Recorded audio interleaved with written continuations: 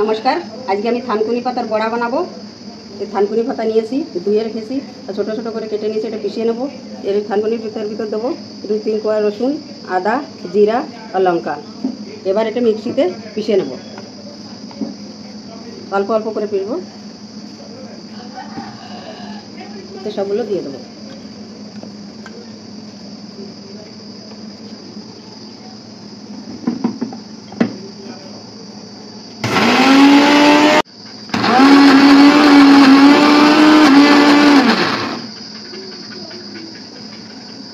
থানকুনি শাকগুলো পিষা হয়ে গেছে।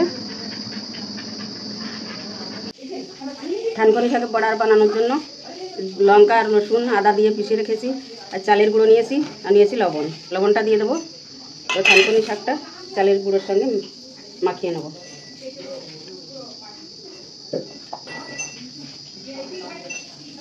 চালের গুঁড়োর সঙ্গে মাখানো হয়ে গেছে। কড়াই দিয়ে তেল গরম হয়ে গেছে। এবার পাতলা পাতলা করে বড়া ভেজে নেব। এরকম পাতলা পাতলা করে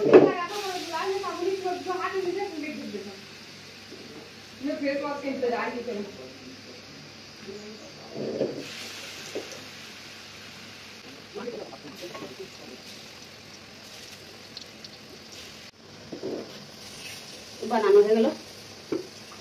এবারে এক পাশে ভালো করে ভেজে নেব। এবার পাল্টিয়ে নেব। এক পাশ ভাজা হয়ে গেছে।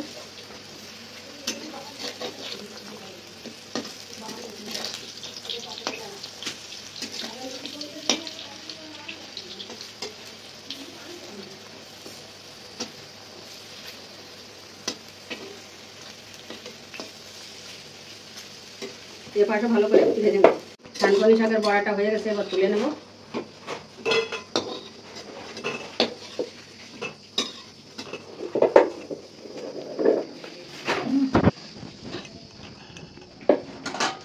থানকুনি শাকের বড়া ভাজার পরে এরকম কালো হয়ে যায়।